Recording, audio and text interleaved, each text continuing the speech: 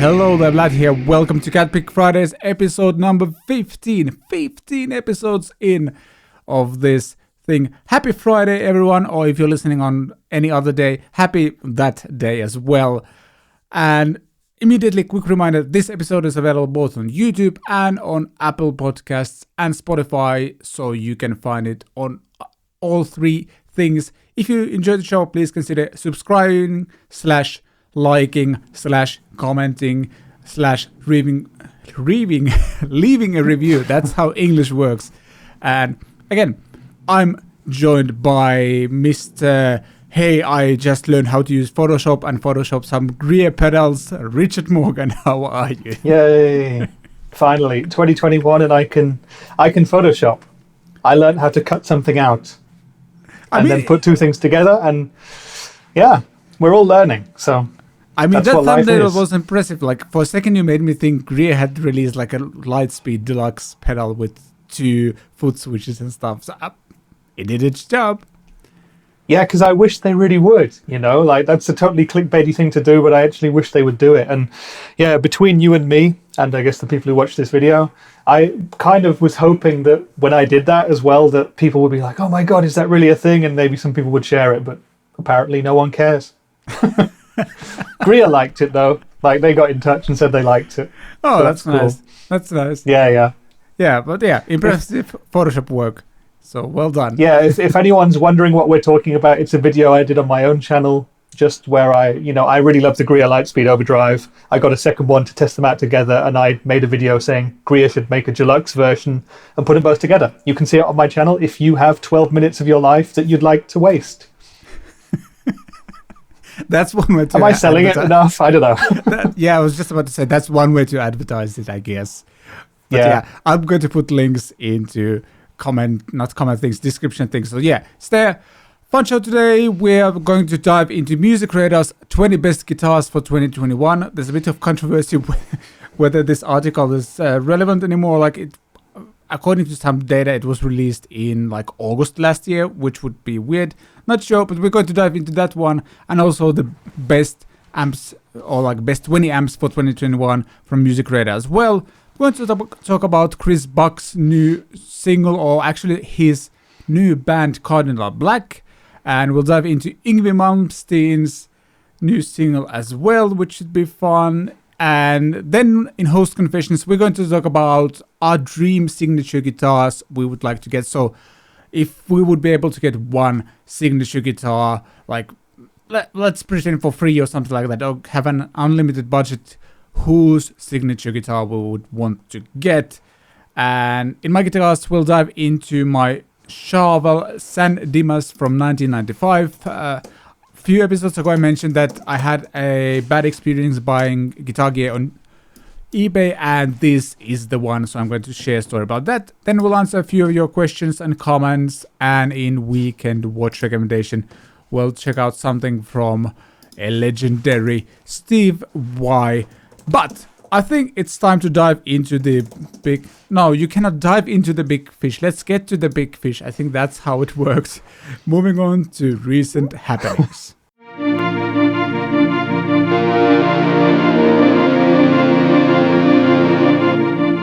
Alright, as I mentioned, musicradar.com has 2 articles. Want to start with guitars? Why not? Yeah. For whatever reason, the article says that it's been released 10 months ago, which is, according to my math, makes it July. They released... Well, it's certainly not 2021, 10 months ago. Yeah. I suspect that they wrote this list probably even before then, and they just update it every year maybe, and it's like the same link or something. Yeah. I don't know.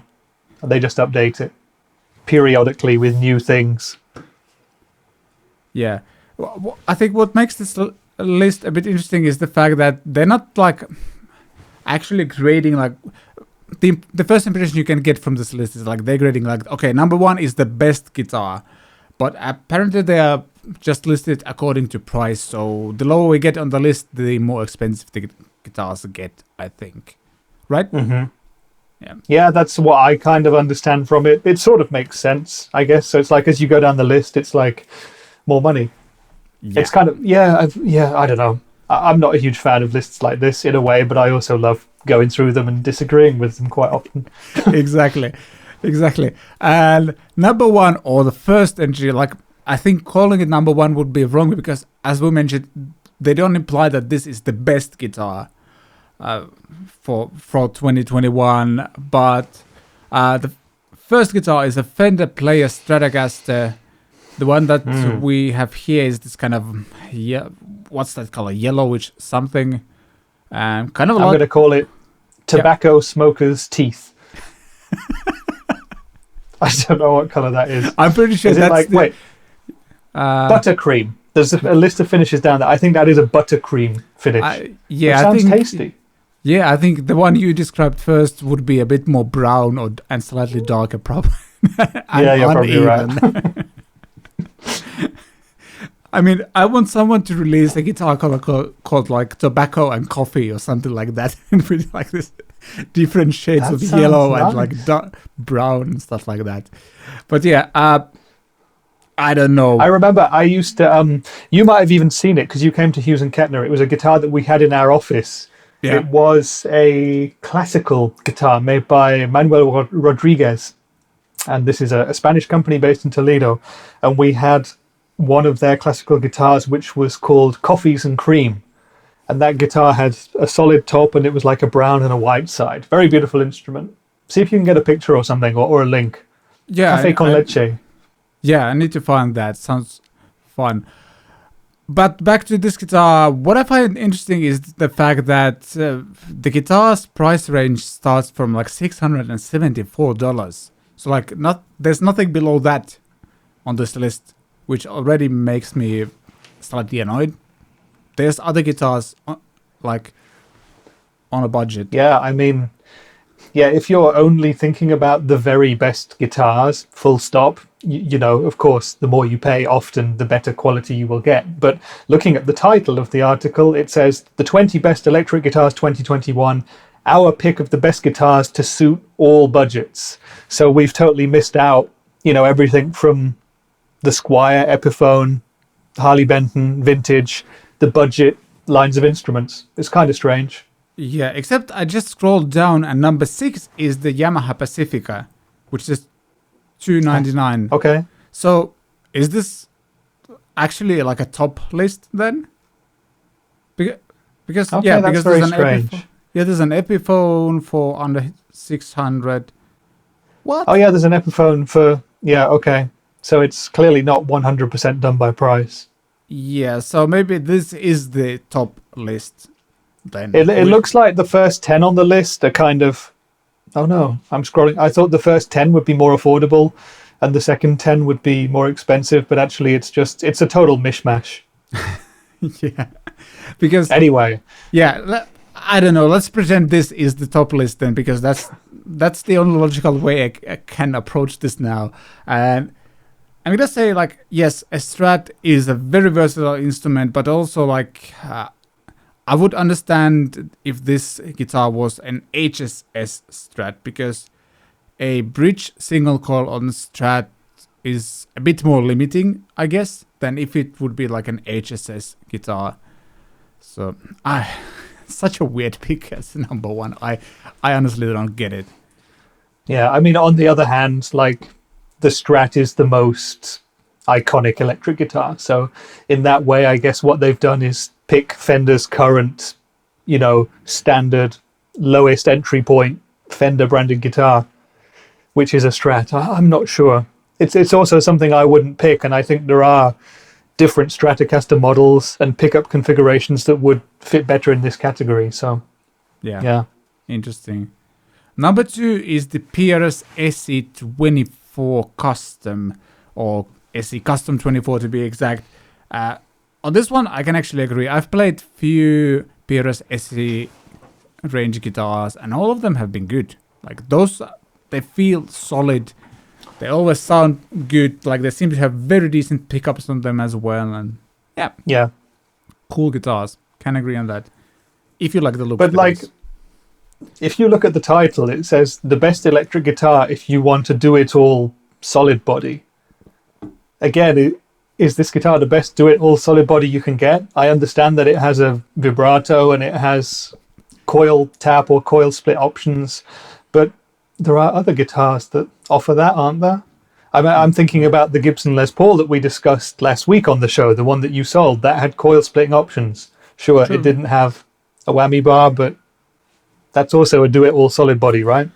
Yeah, because they don't mention that this is like a budget-friendly do-it-all solid body. They just say it's the best do-it-all solid body. Yeah, I do think generally that PRS is very good value for money, especially down at the lower end. Like, I came very close to buying one of the Paul's SE guitars, which is not too dissimilar from this. It has 2 humbuckers and it has coil splitting options. The one I would have gone for didn't have a whammy bar. It was just a hardtail, but it is an amazing instrument. I might still get one. And the used prices on PRSs are very good, in that they lose a lot of value when you buy one new and try to sell it. Yeah. Number 3 is a Gretsch G2622 Streamliner, a budget semi-hollow with an authentic Gretsch vibe. And this, wait, launch price $749, but £350. I don't think. Buy it in England if you're buying it. It's half the price.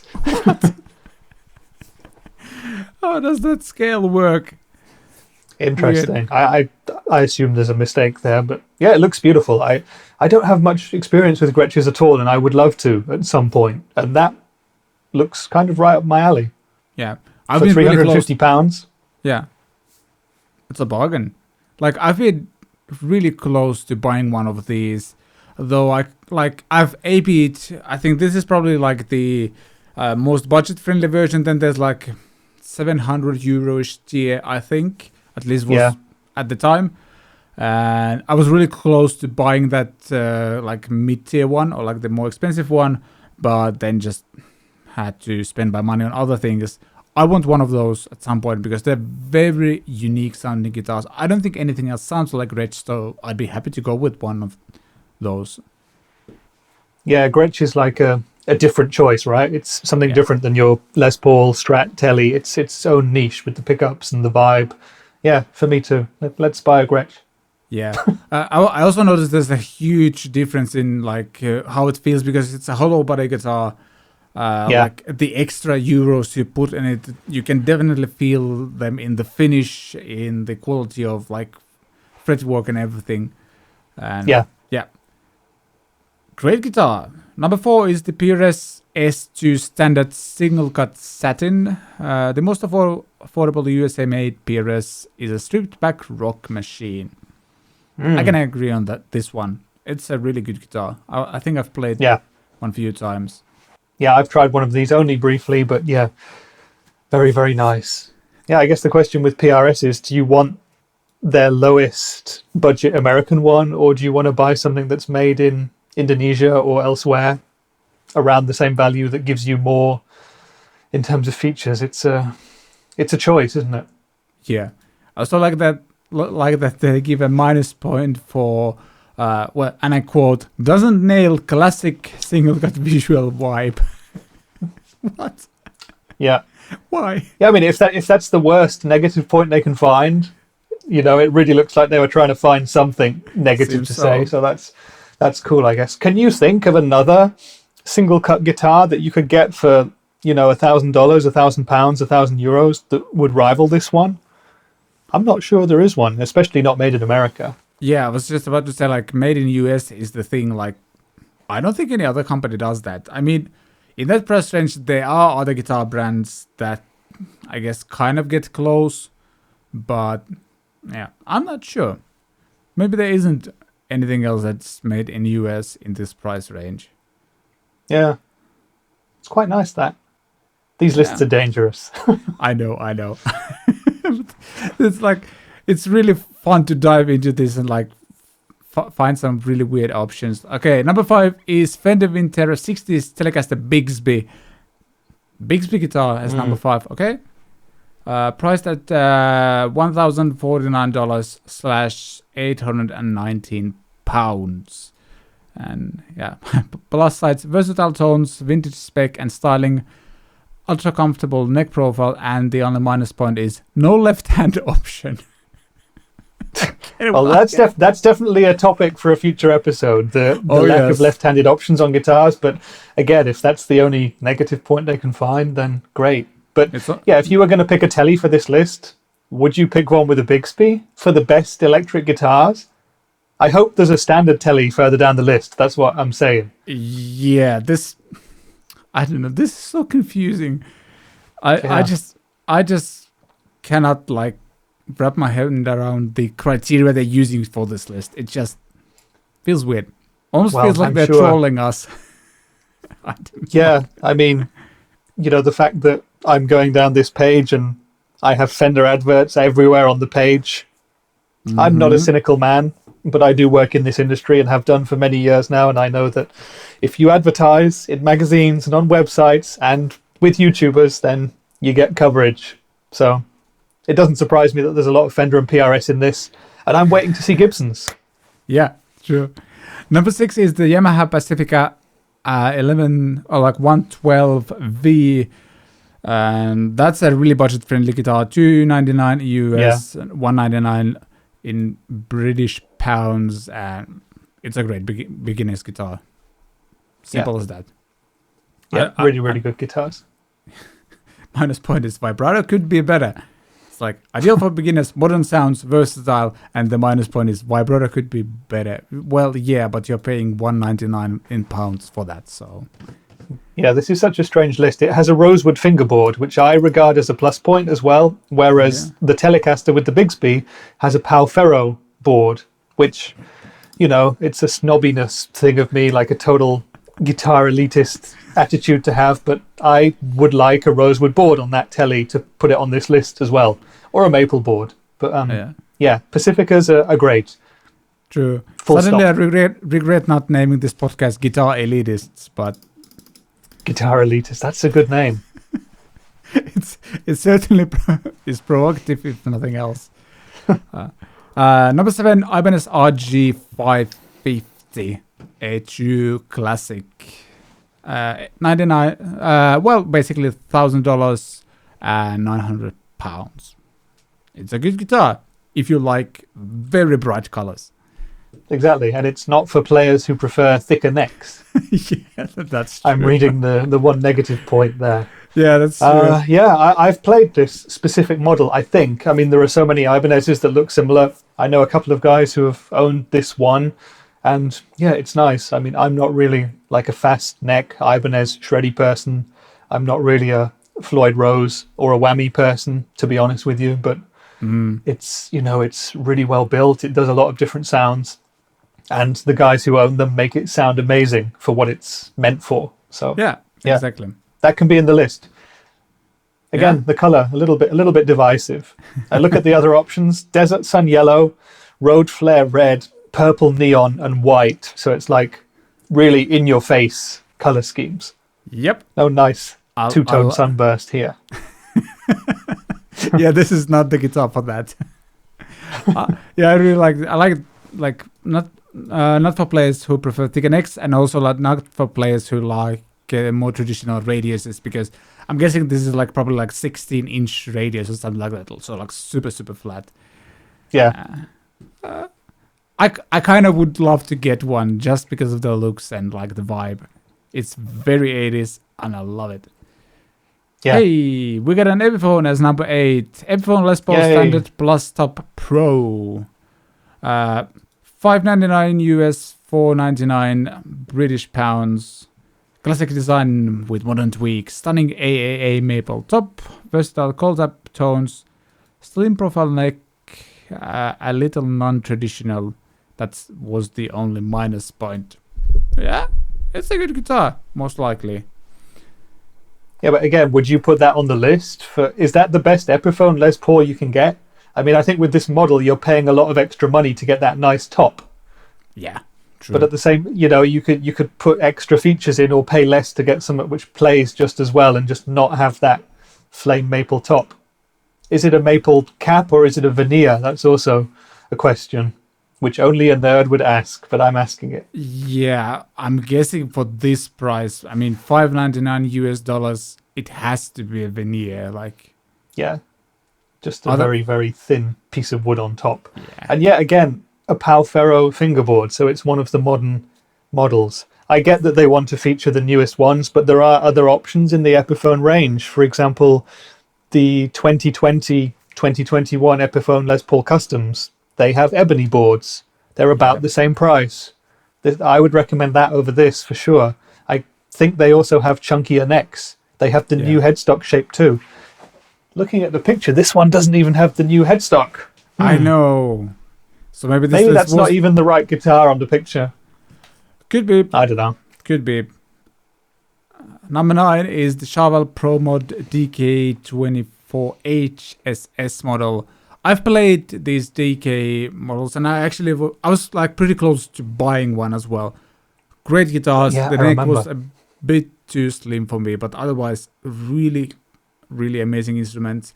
And what I liked about them is like when you get one, there isn't really like anything that apparent that you want to upgrade. It's like a great package right there, like good tuners, good hardware, great pickups, stuff like that. It's all there, and they have few. But it has a serious negative point.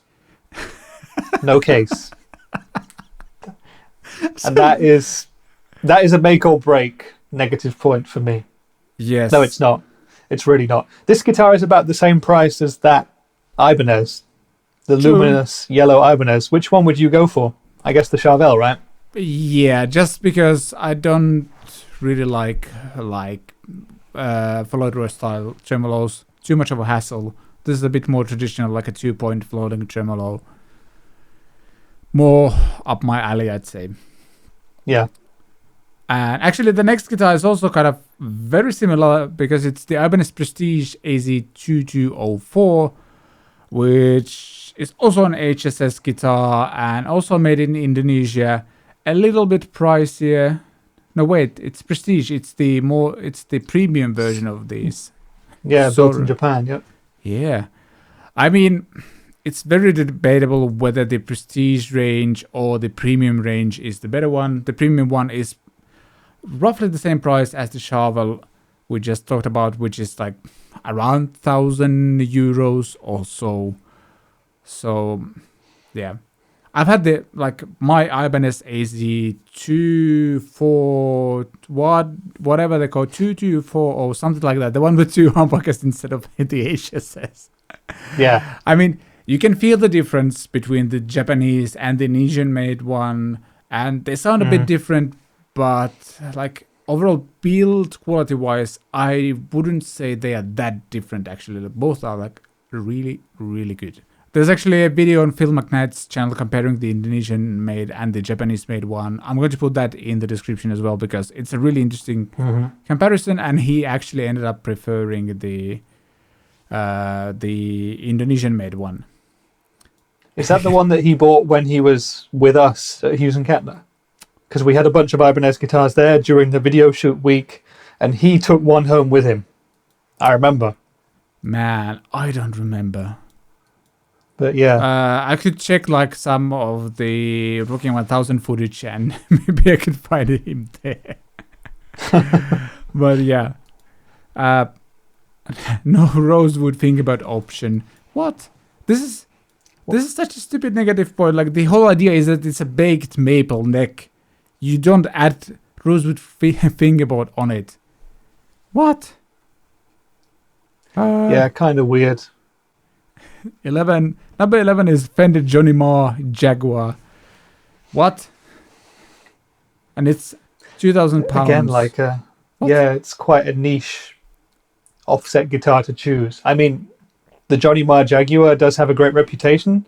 Sure. Among offset fans, it is supposed to be one of the very best you can get. But yeah, interesting. Because it's not really a traditional model in that sense. He's done his things to it. It has bare knuckle pickups in it, not Fenders, for example. And yeah, it's interesting. I mean, a brave choice for the list. And I would love to try one of these guitars, actually. But yeah.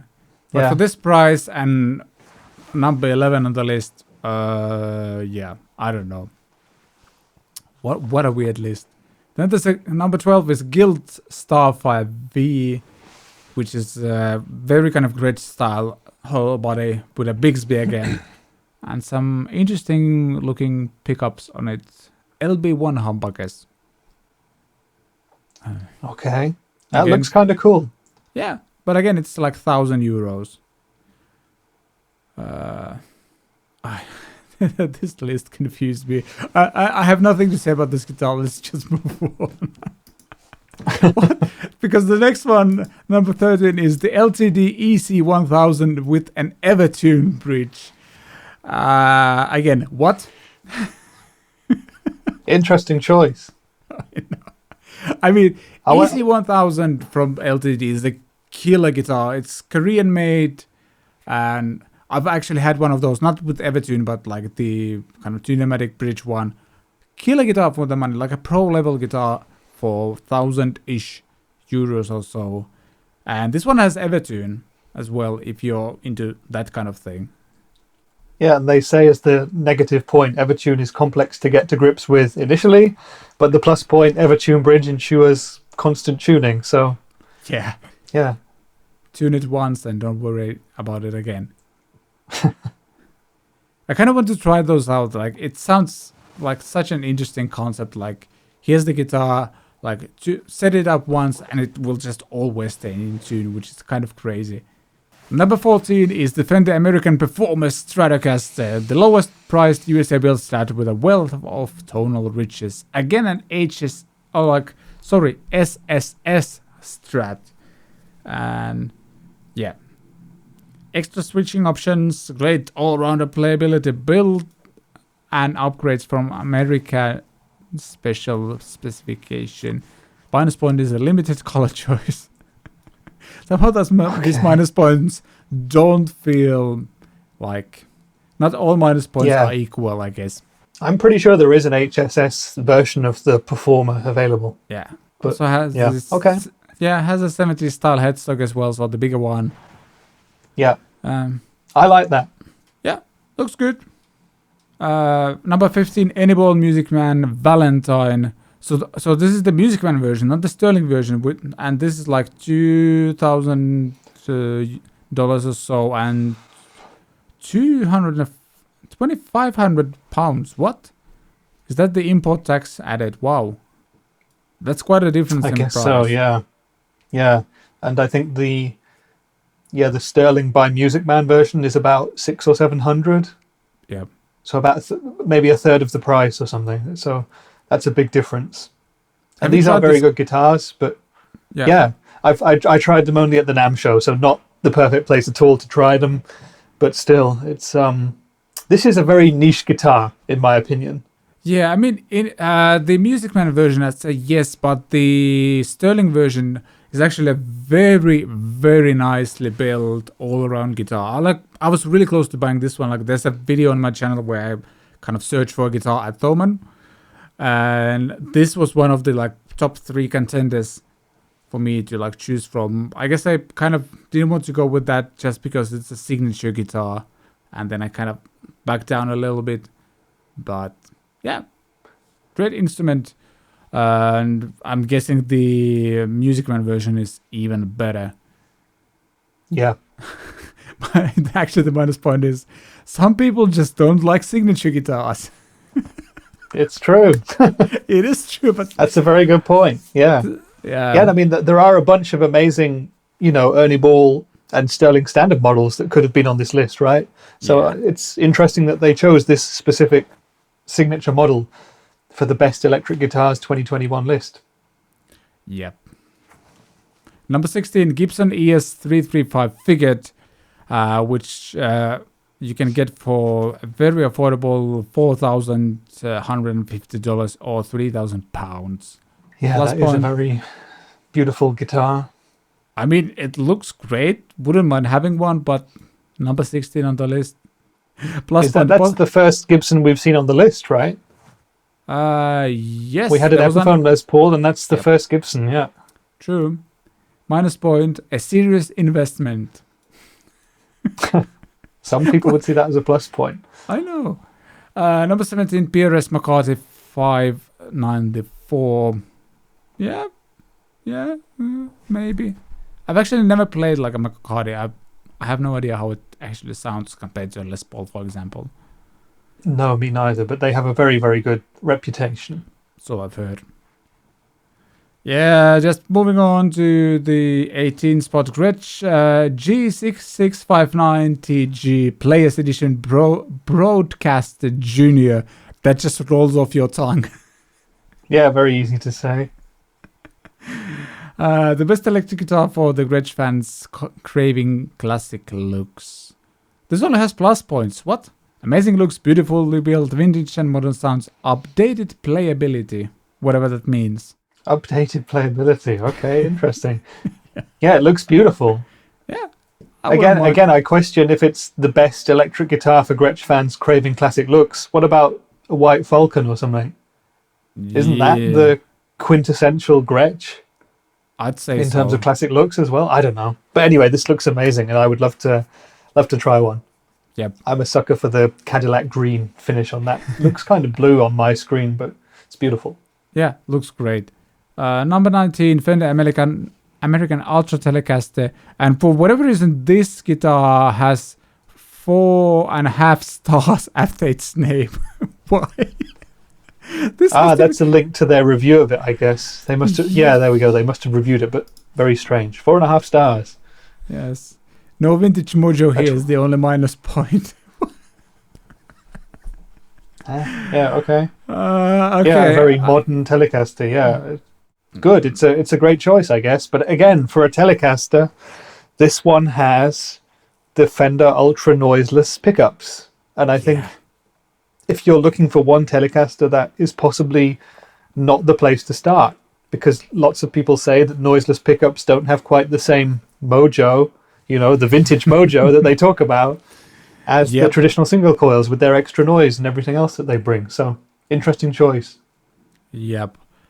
And number 20, Harley Benton Fusion to HSFR Roasted FNT. Again, rolls off the tongue. But basically 5 stars. Yeah, exactly. Those Harley Bentons are really good guitars. I wouldn't probably get the one with like a Floyd Rose type of bridge. I would get one with like a more traditional one.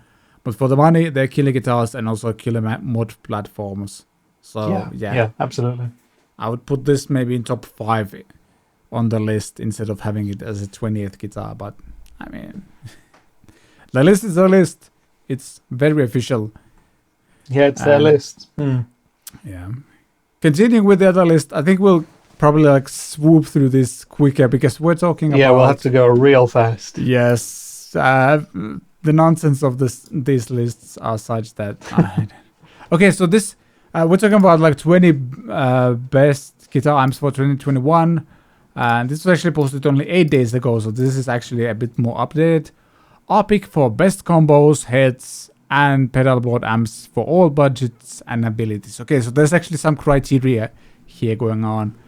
And yeah, let's start with the best guitar amps under $500, under £500. And number 1 is Positive Grid Spark 40. Have you gotten a chance to try one out? Seems to be good, and a lot of people like it. Yeah, lots of people really love it who have it, but there have been massive controversies and weird things going on with waiting times. Some YouTubers got it months or years before people got it who actually paid for it, stuff like that. People were waiting a very long time, and then there was a lot of mixed YouTube footage and comments about it, but it seems like if it does everything it's supposed to do, it will be absolutely amazing and an awesome practice amp. Yeah.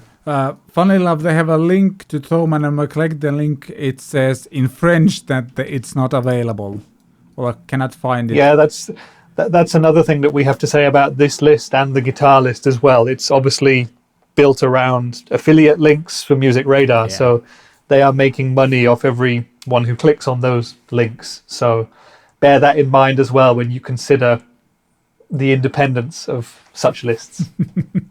Yep. But I want to try one out, but we'll see when that's actually happening, because as you mentioned, there seems to be a lot of like shortages on like people actually getting these. So Yeah. Number 2 is Yamaha THR 30 Mark II wireless. Looks good. Apparently these are also really great amps. Haven't actually tried one out. I have the THR first edition, the standard one, the THR 10, and it's really, really good. It's just, yeah, I mean, it's a digital modeling amp, but it sounds great. The cleans and the light crunches are amazing, and it's super practical, super portable. There's a good desktop PC editor as well. You can plug it straight into a computer to record off it. Yeah, awesome. Yeah. I'm already relating more to this list because it feels like makes a bit more sense in every single way than the guitar one. Number 3 is an amp I didn't even know existed, a Blackstar Silverline Deluxe head. A boutique take on a digital modeling amp tech, whatever that means.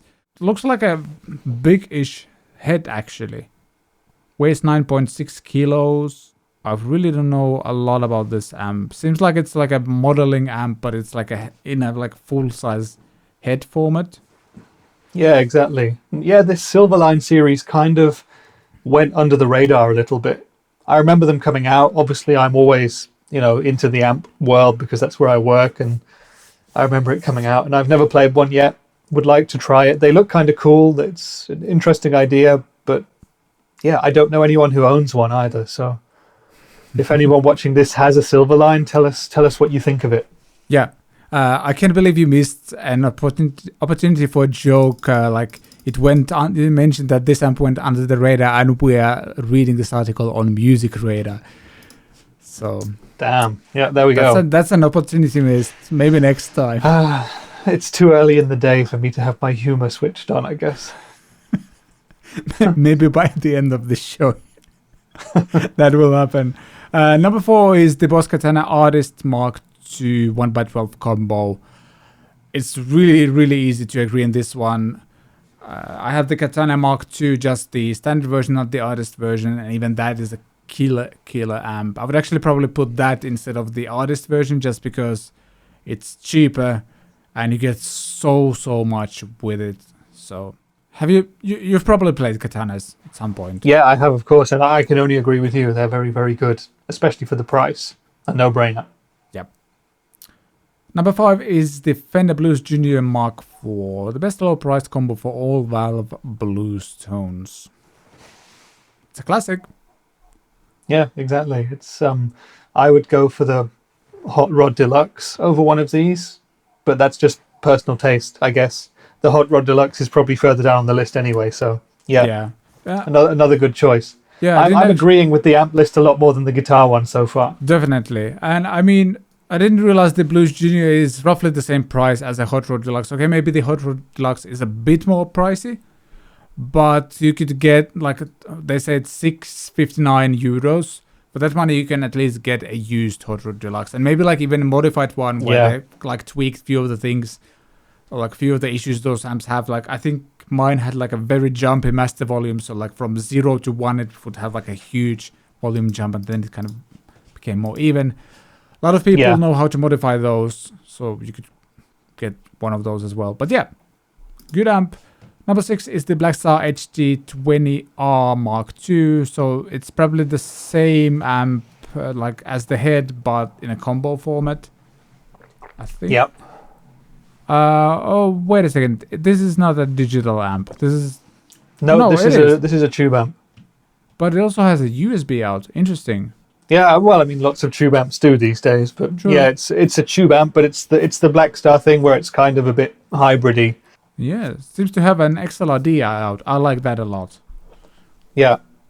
I mean, I think that every company these days should be making technological advances and making sure that modern guitar players can plug in, and that's one issue I have with the more classic Fender amps, for example.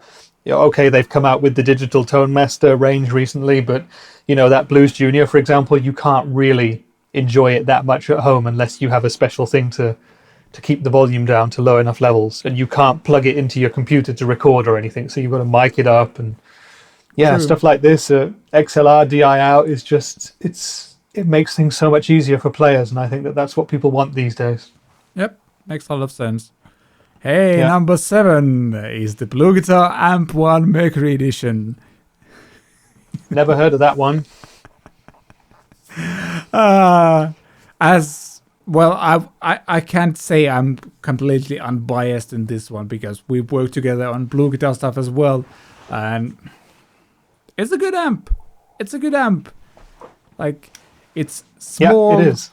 It's like, as we talked about, like home recording and stuff like that. I just ran it from the speaker out into my 2-notes cab, and it worked. I was getting great tones, and it also has the feel of like a more traditional amp instead of like the kind of overcompressed feel you get with a lot of the digital amps instead. Good product. I kind of have a feeling we have to move on so we don't sound too biased here. So That's why I'm not saying anything whatsoever right now. Yeah, we're just going to move on to the Victory V4, the Duchess pedal amp. Interesting. Is that the one with an XLR out, or is it the? I think that all of their pedal amps have XLR outs.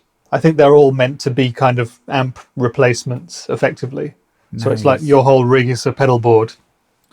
Yeah, I really like that. Yeah, it's a combination. Class D power stage, tube, Volve preamp. And yeah, it has a balance line out, effects loop. They don't mention a DI here, but I'm pretty sure it has one. Yeah, interesting minus one. The fan is always on, making recording tricky. What? That's interesting. So it has a loud fan. That's weird. Yeah. I wonder why that makes recording tricky. Not sure, because I'm kind of assuming everyone would record with their headphones anyway. Or like most people would. Except me, I like to use studio monitors, but most... Yeah, I don't know. Seems like an interesting amp. Kind of would love to try it out, but I'm not sure if there's a Victory dealer in Finland. Maybe there is, but haven't been able to find one yet. No, there's not many options to get them here either. I would like to try. I haven't tried any of the pedal ones yet. Would like to. Yep. Yeah. Someone who has owned a Victory Sheriff 22, I like their amps. They're functional, good sounding, and pretty well priced as well. Number 9 is the Fender 86 Princeton Reverb, the best all-valve combo you can buy. That is, if you like that sound, I would say. Yeah, it's the classic. If you don't like Fender tones, you don't want it. But if you like Fender, then it's one of the very best, you know? Yeah. The only thing no worries why it's on the list. Yeah. Yeah. The only thing I don't agree on is the fact that it probably takes pedals well, but I think this is one of those amps, especially with a 10-inch speaker, it's for certain type of sounds. It's good and like takes the pedals well and stuff like that. But if you want to have like more like bigger drive sounds, the 10-inch speaker with like a fairly scooped mid-range on this one, like it has its own sound. It's not like a neutral pedal platform by no means. I think it's like a fantastic sound, and then you can shape it with your pedals. But it's not a pedal platform amp in that sense that it's a very neutral one. Just wanted to add that. That's my experience with it, at least. Yeah, no, that's fair. I would agree with that. But I can totally see why this one is on the list. No questions whatsoever. Yeah, absolutely. Number 10, Vox AC15C2. Yeah. Good amp. Same thing here, really. Yeah. I would imagine that they'd put the AC30 on this list because that's kind of the classic, but the AC15 is more, I just think slightly more usable volume-wise for people these days as well. It still weighs 30 kilos, though, which is a lot. Yeah. It's a bit of a beast, but it's a 2x12, so I guess, Oh, that's true. That's true. Yeah. Still not the heaviest amp I've owned. Maybe that's a story for a different time. Number 11, Fender Tone Master Deluxe Reverb. Again, I think this one makes sense, though. The minus point is it's not a valve amp. But is that actually a minus point? I mean, that could be a plus as well. Yeah, exactly. I mean, it's not got valves in it, but it has so many other things in it that valve-driven Fender amps don't. So it's like you want to choose either the functionality or the traditional nature of the Valve tube amps. Yeah. I don't know. I've played the tube ones, I've played these ones, and I think they're all great. Yeah. I really like this amp. Yeah, and it's so light.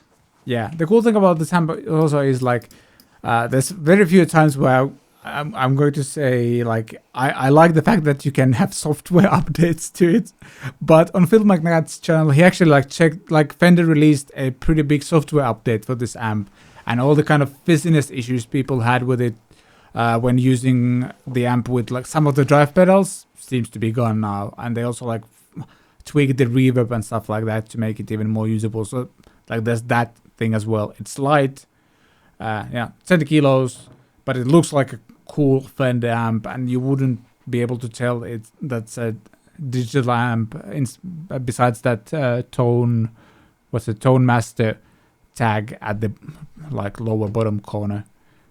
Yeah. Number 12 is the Roland JC120. What? This is the first what for me on this list. Okay, now, again, I understand why it's on the list, because it's a classic for certain people, for certain kinds of stuff. It is just a clean platform, and I know people today who love it as a pedal platform amp. You know, yep. It just kind of does clean. There's no real distortion that you're going to get out of it. It has, as they say here, a true stereo chorus to die for, but yeah, it's just an awesome clean platform if that's what you want. True. But it is a bit more niche amp, I would say. That's why I find it interesting to have. Yeah, definitely. It's certainly not in the same league as some of the others. Yeah. But again, it's some of the, if you needed a clean amp to back up your pedal board or something, and you were looking for something quick and cheap, and you found one of these, then it would do the job. And they're probably very, very affordable on the used market as well. Oh yeah, definitely. Yeah. Number 13, EVH 5150 Mark III. The 50-watt EL34 head. I have nothing to say about it. It's a classic. Yeah, classic should be on the list. You can see why it's on the list, yeah. Yep. 14, Orange Rocket 32. Yep. Again, agree. I've had this amp. This amp actually started my YouTube channel. And it's great. But is that the one orange amp that you would put on this list, though? Is it the most iconic orange amp? I don't know. It's not the most iconic, but I think, and it's not the most practical amp either. But yeah. I mean, for the things that you can do with it, it's different, very cool amp. I don't mind. Maybe like you could also put like a Rocket 32 or like one of those smaller heads that kind of get you these sounds. I'm okay with that. Mm-hmm. Okay. Victory VC35. The copper is at number 15. I don't know this amp, to be honest. So, it's the AC sounds. I've not played it, but it's their kind of take on the Vox sort of sound. Sounds and interesting. I believe this is the model that they adapted to make into a signature model for Danish Pete. I'm saying this without having fact checked that, but I think that's the model. And yeah, it should be great. I would like to try one. I've not had the chance to do that. Hopefully soon. Yep.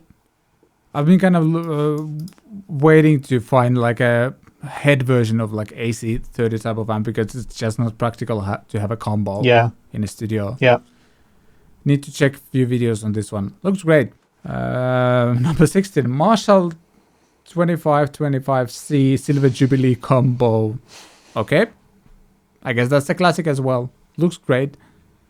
Pretty affordable. Again, though, is that the Marshall you would put on this list? No. It's a very niche choice, in my opinion. Yep. But yeah, it also has some modern aspects to it. You know, it has some attenuation. You can go from 20 watts down to 5. It has a DI, etc. So you can use it at home as well. But it's like, you know, there are many, many classic Marshall amps that I would have put over this one onto the list. Sure, but maybe if there is to list the amps for guitarists in 2021, then like a DI out and effects loop and everything like that in a combo for 800-ish euros. I think it kind of makes sense, I guess. Yeah, that's a good point, I guess. But what about the Marshall Origin or something like that? True. They have the modern features. I guess. And what about the newer, they have the newer mini heads as well, the SV20, etc., that kind of thing. Are they not more of a choice? I don't know. They're not combos, are they? Yeah. But I think there are combo versions available. Anyway, whatever. They've chosen this one. I don't know anymore. Like, I'm not I'm not able to follow all of these. So, 17 Mesa Boogie Mark 5 25. It's expensive, but apparently very versatile. As someone who has owned Mark 5, thumbs up from me. That was our rating system. And this is amazing smaller. amp. Yeah, I would. Yeah. Again, there's probably more classic Mesa Boogie models, but for the player in 2021, then this is the one to get, I think. Yep, exactly. Number 18, Supro 169 RT Black Magic Reverb. Unfortunately, I know very little about this amp. Looks cool, but a very traditional amp. Yeah, exactly. That's exactly what they are. They're super cool combo versions of the originals from the 60s. And they're great, They're pretty simple. They do what they do, and they do it very, very well. That's it. They're not super flexible. They're not practical for modern quiet players. And I've actually been at 2 separate events, music industry events, where I've been stationed fairly close to the Supro booth and had 2 different Supro guys blowing my head off for 4 days in a row each time because they're just so loud. And they sound great, but after hearing them for hours and hours on end, you're like, okay, Supro, very nice, but I don't want to get tinnitus. I would own one of these for sure if I had the means to do it, if I needed one for a band I was in or whatever, but Number 19. It's an interesting, cool niche choice for the list. True. And the next one is also kind of interesting. Number 19 is PV Invective. That's how it's pronounced, I think. 120 head, which is that Misha Mansour's signature amp? That's a gigantic amp that has everything in it, seems like. Yeah, sure, why not? It's actually not that expensive, like 1,700 euros or so. Actually, for what you're getting, I think that's pretty reasonable. If you want to get that kind of modern metal sound, then if you're a big Misha fan, then perfect.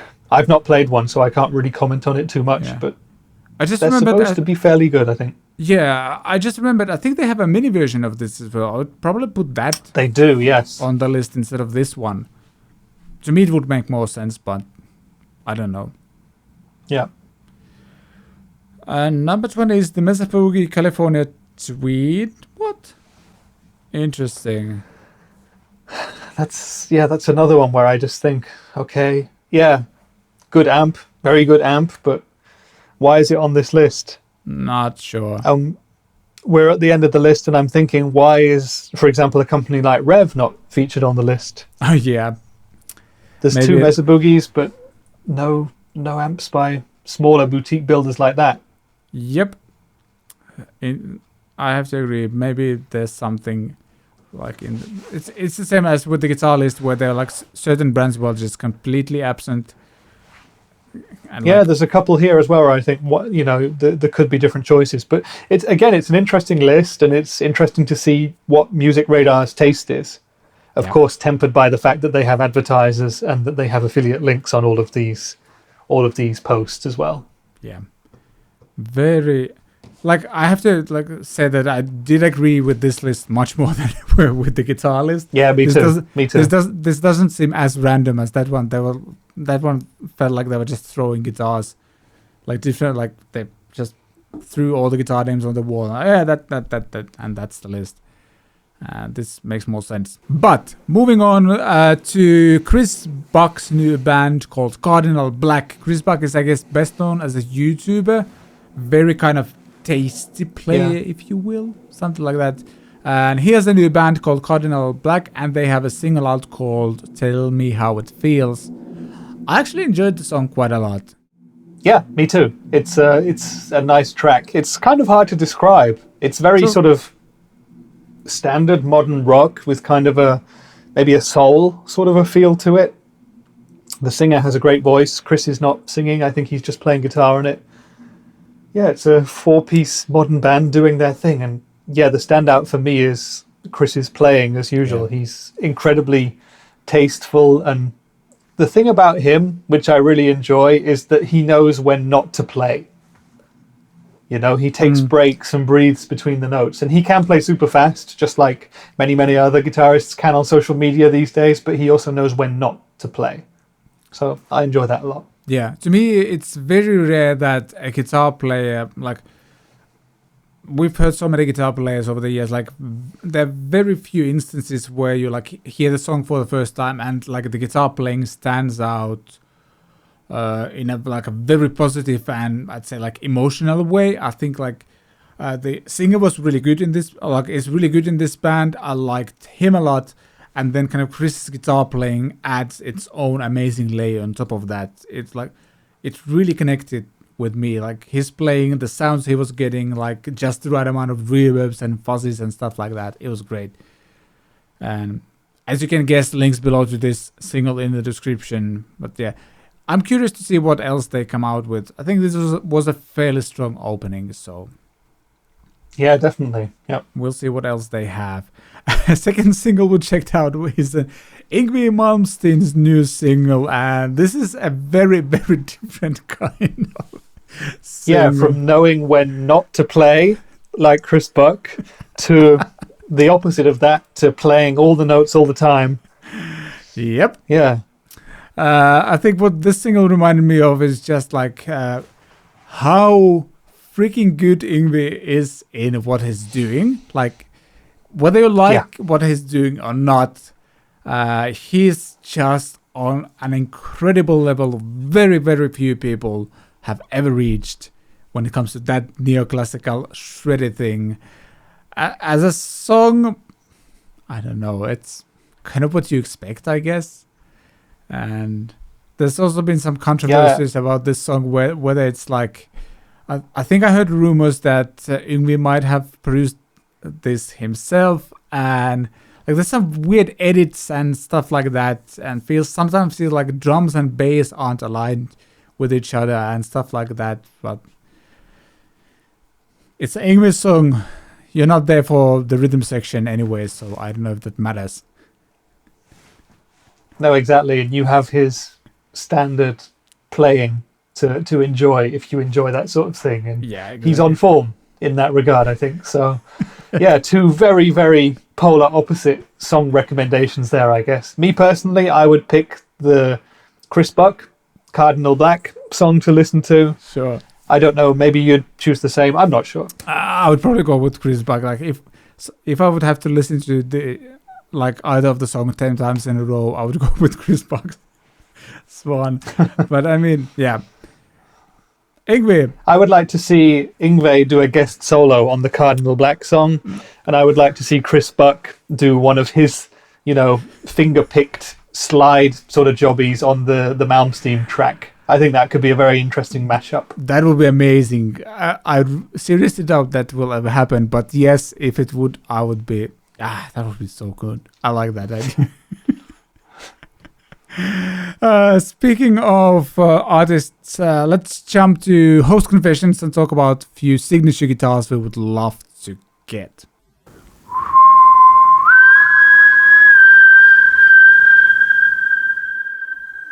All right, so the question is very simple. The premise is very simple. You have an unlimited budget, and you can get one signature guitar by someone else. Like, just any guitar. It doesn't have to be a guitar that's available as new right now, but just any signature guitar you could get what do you choose? Yeah, that's a super hard choice. And I just had a couple of minutes to think about this yesterday, and I came up with two choices. I may be missing other things.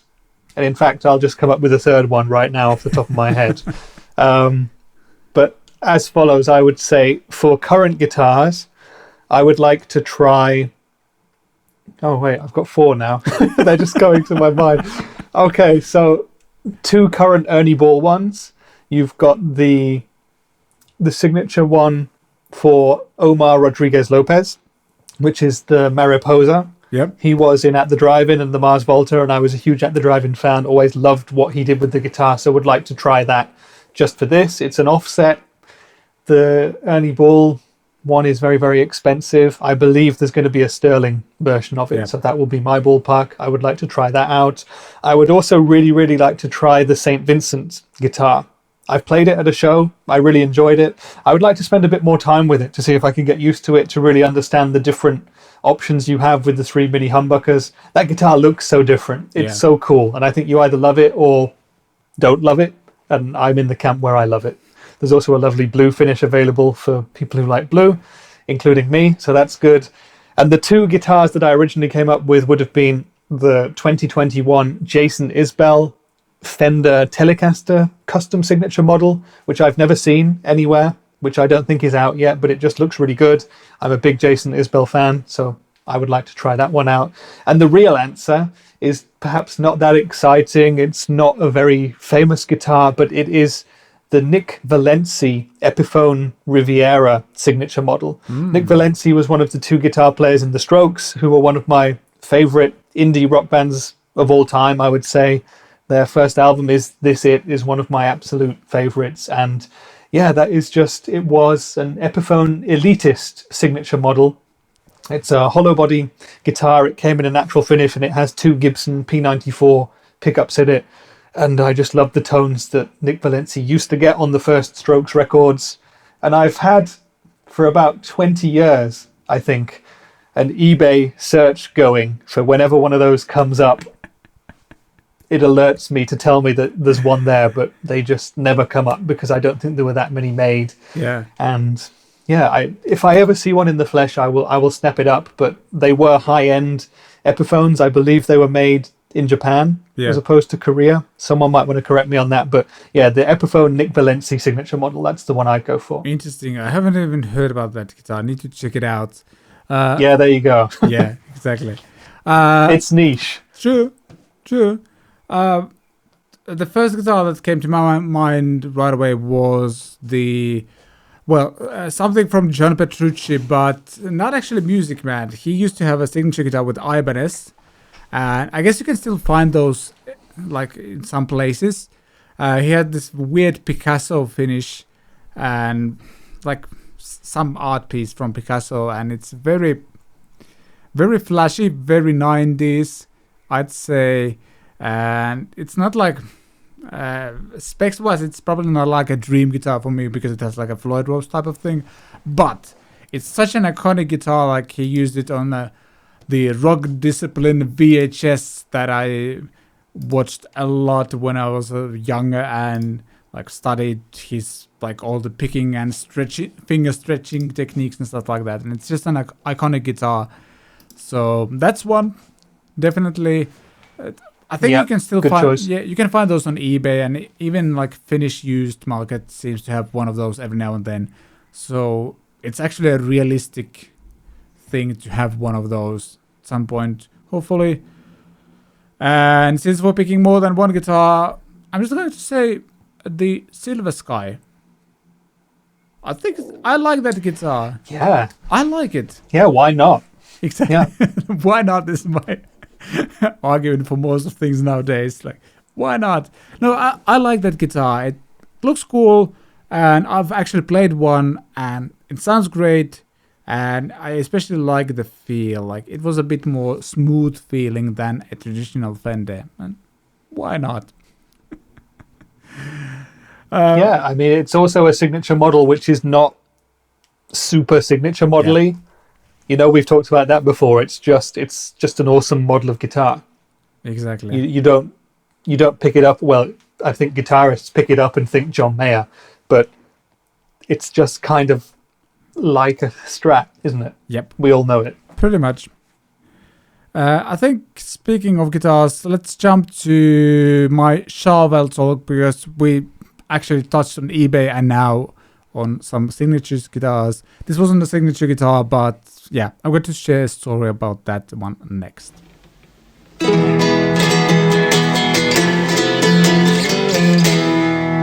As I mentioned, we're talking about my guitar history, and we're talking about a Charvel San Dimas 1996. I actually had to like check what guitar it was, because I initially thought it was a SoCal, but nope. It was a San Dimas from 1996, and this is the only guitar I've ever bought from eBay. And okay. And as I've alluded to this in like a couple of episodes ago, I would really wanted a guitar like this, and I thought it was really cool to get something a bit more vintage. I don't know if 1996 is vintage. It's 2021, so it is how math works, 17 years old or something like that. 27 years old. Yes, that's how a math works. So I'd say that's kind of vintage. 25. So, yes, true. And it's only Wednesday. But yeah, I found this one on eBay and was like, okay, that looks exactly like the thing I want to get. And according to the seller, like, he listed some flaws, like somebody had burned, like, there's like some, I don't know if it's a cigarette burn or anything like that on the body. There was like a dent there, and I think he mentioned something about slight like electronics issues, and gave a discount, like, and he was selling it for a fairly affordable price because of that. So I thought, all right, eBay seller protection is decent. And he had a bunch of positive reviews, so I thought, like, why not?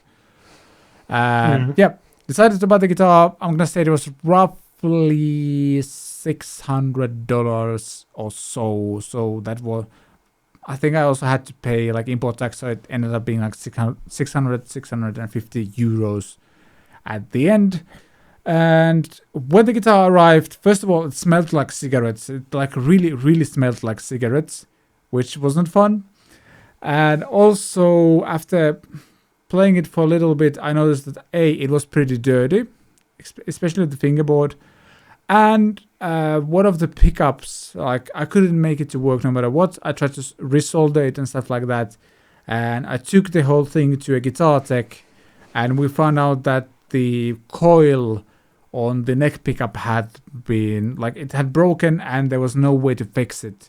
Because when you kind of lose those, when you wind the pickups, you take like the kind of beginning and the end, like you solder the beginning, then you wire the coil, and then you kind of connect the end. And if you lose where it kind of begins or ends, you basically have to unwind the whole coil to find it, and it's not reasonable to do that. So I had to get 2 new pickups for it as well, and then because I wanted matching like middle and neck pickups for that. And I basically sent some sort of a complaint to the seller, and I think he refunded me for like $40 or something, which was a joke. But I didn't feel like sending it back to US or anything like that. So yeah. So what happened in the end? Did you get it fixed up and play it, or did you get rid of it as quick as you could? I did initially fix it because I got 2 DiMarzio pickups for the middle and the neck, and installed those, and then I had it cleaned and like properly set up and stuff like that. It played great, it sounded great, and I am not sure why I ended up selling it. You say that every time. I know, but yeah, this is terrible. No, it looks like an awesome guitar. Yeah, like just looking at it, it's exactly the kind of thing I would love to have now. Yeah. Oh yeah, one thing I also did was swap the saddles on it. I switched to, I think it had like some sort of Godo or something like that, or a Wilkinson bridge or something like that. I swapped the saddles for graphite ones, which made it a bit less bright sounding. And oh yeah, there was, I think, some of one of the saddles had issues as well, like a screw broke inside. It looks like, looking at this picture here, the G-string saddle is way out of line with the rest. Yeah. Was that an issue at all, or is this the picture of the bridge before you swapped it, or is this the new one you put on? That's the one before I swapped it. So yes, I think you're correct. Yeah. That might have been the issue. So yeah. I mean, as a like thinking now, like I could have kept it and like kept upgrading it here and there, and it would be a super cool instrument to play. I remember using it live in church situations as well. Like it's not too flashy for that type of stuff either, for me at least, and especially now that I'm doing more rock stuff, it would be so cool to have that one. But I honestly don't remember why I sold it. That's my guitar instrument. Again, you'll have to. Like try and track it down. Yeah, it's probably quite easy to find. There's probably not many of that guitar in Finland. Yeah, I would guess so. And it's also like I'm like now regretting that I didn't like write down all the instruments I had and why I sold them. A friend of mine has done that, and it's kind of interesting. He every now and then goes back to that list and it's like, what I was thinking, why did I sell this? And like he actually wrote notes on like Excel sheet, like sold this because because the neck was too big or too small, something like that. But I would love to have this guitar back. Even with all of its issues, it had a vibe to it. Yeah, it looks, from that image, it looks like it has that mojo to it. Yep, definitely. Did you ever get the smell of the cigarettes away from it? I think it just kind of vanished after time. It wore off. Yeah, wore off. So this story is a very good kind of warning, I guess, for anyone who's buying guitars, especially used guitars from places like eBay. Yeah. You place so much trust in the seller to be telling you the truth and for things to be working and for the couriers to deliver it without breaking the neck in half or whatever as well. And yeah, I think you ended up saving it and then selling it by mistake or whatever. But yeah, it's always a risk. Yeah. Yeah, that's why I'm not confident buying anything from US because you're not going to return it. You're going to I don't know how the buyer protection works in that sense, but like returning it's such a hassle if that would happen. So yeah, absolutely. I mean, the one thing about eBay is that if there is a dispute or any kind of problem, they will always side with the buyer. Yeah. So in that sense, you're going to be okay. But it's just if you want something and you're misled about what you're getting. I'm not saying the seller misled you here. Maybe he genuinely didn't know what was wrong with it or whatever. But yeah, eBay, be careful. That's my advice. Or go in person if you have the opportunity. I'm not saying fly to America to buy your guitar to take back to Finland, but if you can try guitar in person, then I would always recommend doing that. Absolutely. I think it's time to answer some of your questions and comments next. Yes. Let's jump then now. Questions and comments. Joe Crow San Dimas comments on last week's CatPick Fridays. I have one. The Tone King said it's made in China, but all it says on the back, California. We're talking about the Friedman BE mini amp, and we were wondering whether it's made in China or not. And yeah, they're secretive about it, I guess. Yeah. I mean, what else can you say? I assume it's made in China, which is not a problem, but it is interesting that they've not mentioned it. Yeah. As I mentioned in the last episode, I don't mind. Like, you can build amazing products in China, so that's why I find it's a bit weird. Yeah. Yeah. Luis Vasquez on CatPick Fridays, episode number 14. You guys need to do an episode on songwriting. I completely agree. We're kind of working on that, trying to get some guests. So it's not just us talking about how we've written all of these chart-topping hits. Yeah, exactly. Let's try and get a Grammy-winning songwriter on the show. That would be good. That'd be good. I wouldn't mind.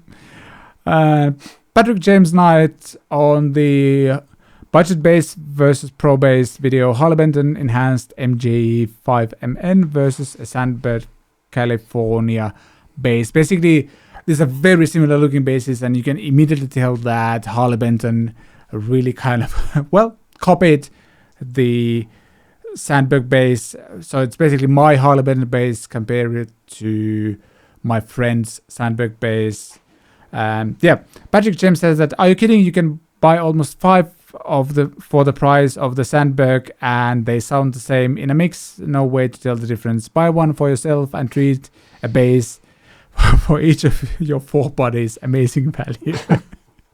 Patrick, I like your reasoning, though. Actually, Rich, you go first. I agree. No, I don't know. I've not played either of these two, and I'm pretty sure that in the mix, 99.9% of people, probably 100% of people, wouldn't be able to tell the difference in tone. But I haven't seen this video either, so I actually don't even know what you said about it. But I'm assuming that the Sandberg feels, plays, and performs significantly better than the Harley Benton.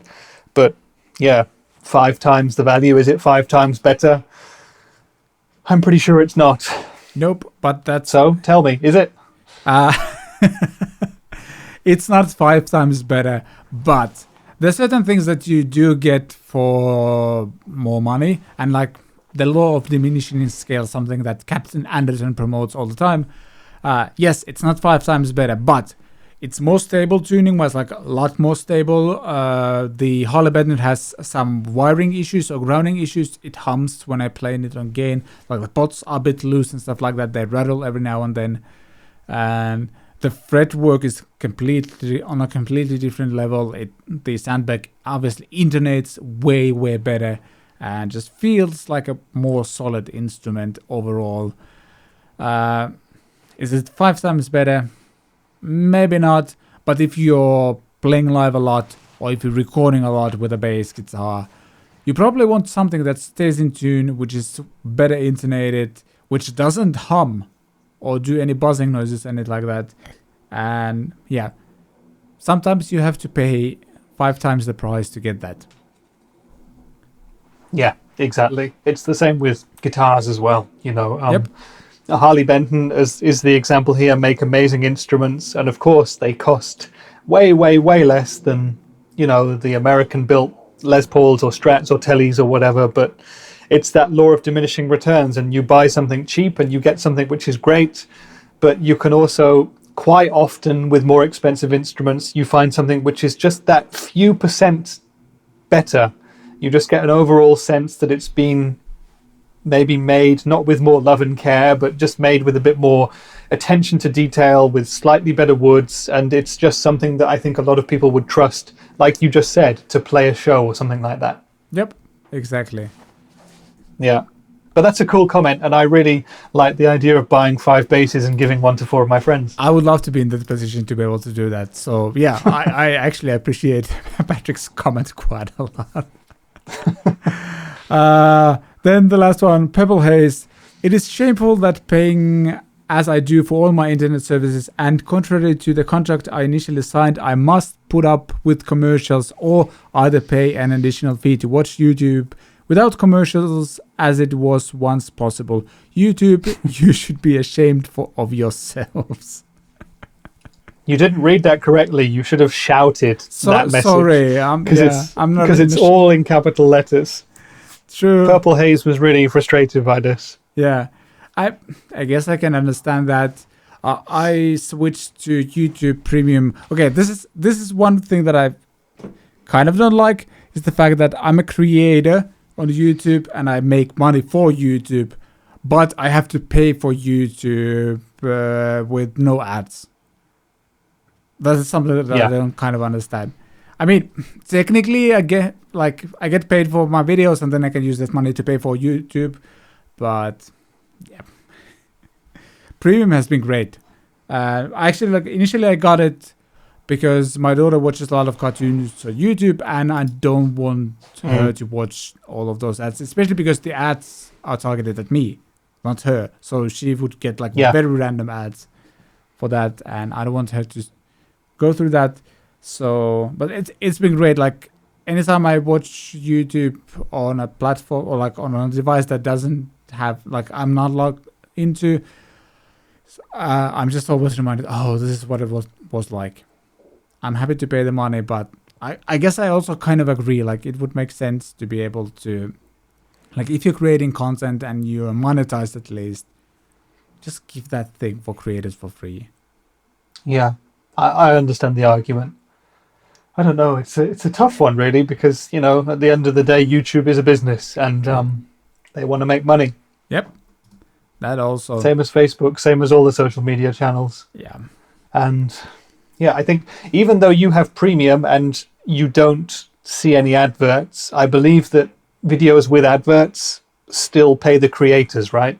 Yes. So if you watch a video by somebody else, you don't see an advert, but they still get the money they would have got from advertising anyway, right? Yeah, that's how it works, basically. They're kind of using that money to pay the creators then. So it's not like I'm robbing them either, so I like that as well. Yeah. I mean, overall, I'm happy to watch ads. Well, I'm not happy to watch ads, but I understand that it's part of a free service and there is so much amazing content that you get for free on YouTube, so many amazing videos.